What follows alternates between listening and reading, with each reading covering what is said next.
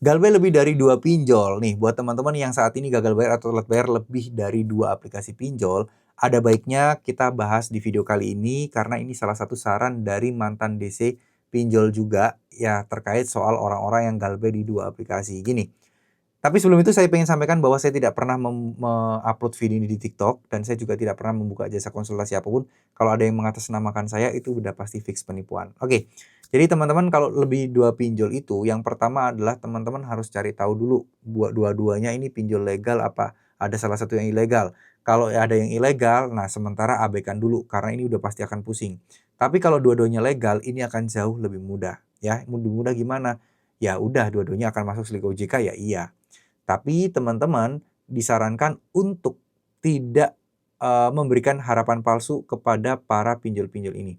Semakin kalian dinilai, kalian bisa untuk membayar, kalian akan semakin ditekan. Kalian dinilai untuk terlihat tidak mampu dan tidak mengerti, kalian akan semakin ditekan, ya. Jadi intinya di sini adalah poinnya adalah teman-teman kalau galbay lebih dari satu pinjol, pasti akan banyak berurusan dengan DC-DC.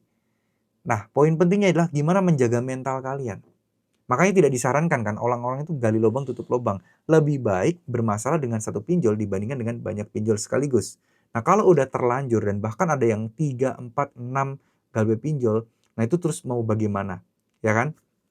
Nah, jadi biasanya DC-DC ini ya lebih memahami situasi terkait soal galbay lebih dari 2 pinjol. Dan ini teman-teman sebenarnya juga harus open juga ya, maksudnya harus terbuka juga, harus kooperatif juga dari pinjol-pinjol masing-masingnya.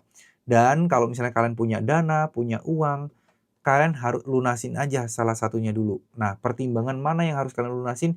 Ya, uang kalian mana yang bisa buat langsung melunasi pinjol tersebut, salah satunya. Gitu ya. Jadi ibaratnya tinggal satu masalah. Nah, ini nih. Jadi dari DC pinjol sendiri pun juga lebih kalau misalnya nasabahnya itu ada di banyak pinjol bermasalah, ya mereka akan lebih hopeless, mereka akan terus menekan karena ya itu adalah momen-momen dan saat di mana nasabah galbay ini ditekan kanan kiri, dia akan stres, dia akan panik dan sifat dasar manusia ketika dalam tekanan adalah mencari jalan keluar, mencari sesuatu yang bisa melepas permasalahannya tersebut. Nah, itulah sebenarnya yang diincar ya.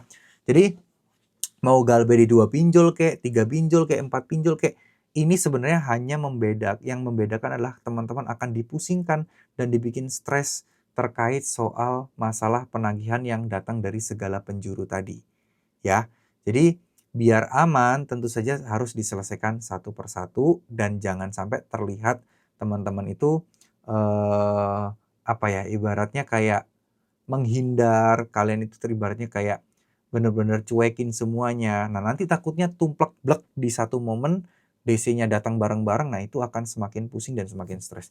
Lebih baik ditanggapin aja satu persatu dan jelaskan kondisi dan kronologinya seperti apa sehingga sama-sama mengerti, sama-sama memahami dan gak ada tuh istilah nanti bakal inilah, bakal itulah. Ya, teman-teman ya.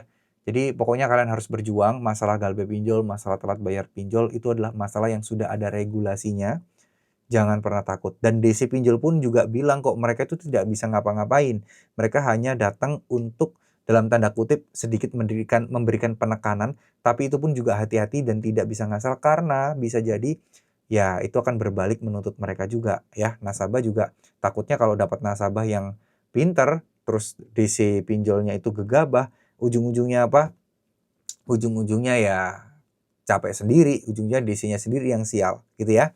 Oke, mungkin segitu dulu. Mohon maaf jika ada salah-salah kata. Tetap semangat buat teman-teman semua. Assalamualaikum warahmatullahi wabarakatuh.